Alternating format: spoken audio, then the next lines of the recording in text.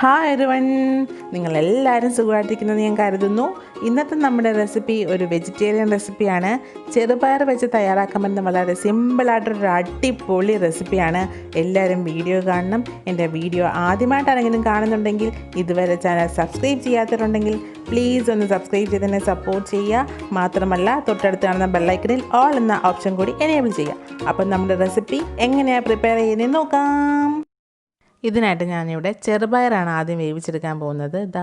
ഈ ഒരു ബൗൾ ചെറുപയർ ഞാൻ എടുത്തിട്ടുണ്ട്.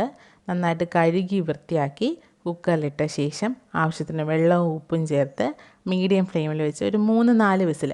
അപ്പോഴത്തേക്കും നമ്മുടെ ചെറുപയർ നന്നായിട്ട് വെന്ത് കിട്ടും. ചെറുപയർ വെന്ത് കുഴഞ്ഞു പോവാതെ ഈ ഒരു പരുവത്തിൽ വേണം വേവിച്ചെടുക്കാനായിട്ട്. അപ്പം നിങ്ങൾ ശ്രദ്ധിച്ച് ചെറുപയർ വേവിച്ച് മാറ്റി വെക്കുക. ഇനി നമുക്ക് കൊച്ചുള്ളിയാണ് വേണ്ടത്.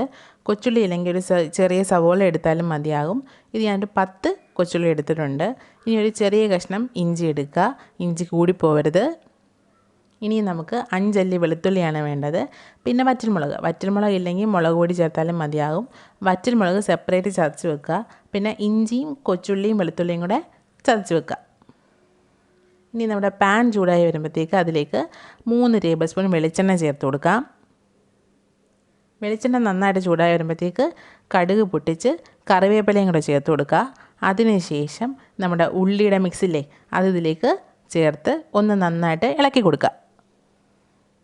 എന്നിട്ട് ഉപ്പും കൂടെ ചേർത്ത് ഒന്ന് വഴണ്ട് വരുമ്പോഴത്തേക്ക് നമ്മളുടെ വറ്റൽമുളക് ചതച്ച് വെച്ചത് ഇതിലേക്ക് ചേർത്ത് കൊടുക്കാം.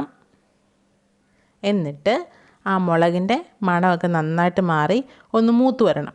അപ്പോഴത്തേക്ക് നമ്മുടെ റെഡിയാക്കി വെച്ചിരിക്കുന്ന ചെറുപയർ ഇതിലേക്ക് ചേർത്ത് കൊടുക്കാം. ഉപ്പൊക്കെ ഉണ്ടോ എന്ന് നോക്കണം. വേണമെങ്കിൽ നിങ്ങളിപ്പം ഉപ്പ് ആഡ് ചെയ്ത് കൊടുക്കുക. എന്നിട്ട് ഇതെല്ലാം കൂടി നന്നായിട്ടൊന്ന് മിക്സാക്കി എടുക്കണം. ഇനി നമുക്ക് ഏകദേശം ഒരു 15 മിനിറ്റോളം ഇങ്ങനെ വെച്ച് ഇളക്കി നല്ല രീതിയിൽ മൂപ്പിച്ചെടുക്കണം. ഒരുപാട് മൂത്ത് പോവാതെ നോക്കണം. ഇപ്പോൾ നമ്മുടെ ചെറുപയർ റെഡി ആയിട്ട് വന്നിട്ടുണ്ട്. കണ്ടോ?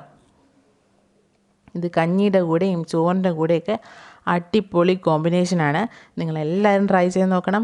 വളരെ സിമ്പിളായിട്ടുള്ള റെസിപ്പി അല്ലേ. കഞ്ഞിയുടെ കൂടെ ഇതും ഒരു പപ്പടവും കൂടെ ഉണ്ടെങ്കിൽ അടിപൊളിയായി. ചോറിൻ്റെ കൂടെ ആണെങ്കിലോ ഇച്ചിരി ചമ്മന്തിയും ഒരു പുളിശ്ശേരിയും കൂടെ ഉണ്ടെങ്കിൽ കിടും. അപ്പോൾ ട്രൈ ചെയ്ത് നോക്കിയിട്ട് എന്നെ അഭിപ്രായം അറിയിക്കണം. വീഡിയോ ഇഷ്ടമായെങ്കിൽ വീഡിയോ ലൈക്ക് ചെയ്തേക്കണേ. എൻ്റെ ചാനൽ സബ്സ്ക്രൈബ് ചെയ്യാത്തവർ സബ്സ്ക്രൈബും കൂടെ ചെയ്ത് എന്നെ സപ്പോർട്ട് ചെയ്യുക. നിങ്ങളുടെ ഫ്രണ്ട്സിന് വീഡിയോസ് ഷെയർ ചെയ്ത് കൊടുക്കുകയും ചെയ്യുക. അപ്പോൾ പുതിയ റെസിപ്പിയായിട്ട് അടുത്ത ദിവസം നമുക്ക് വീണ്ടും കാണാം. അതുവരെ എല്ലാവരും സേഫായിട്ടിരിക്കണേ. Take care.